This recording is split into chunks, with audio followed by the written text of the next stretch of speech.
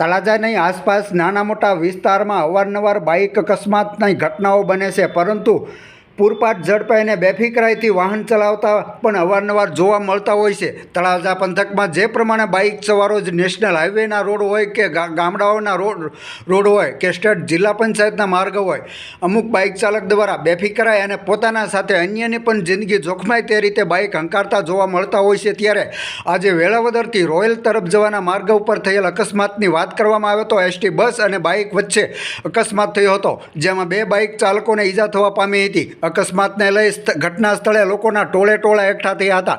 જોકે સદનસીબે કોઈ જાનહાનિ થવા પામેલ ન હોવાનું જાણવા મળ્યું હતું.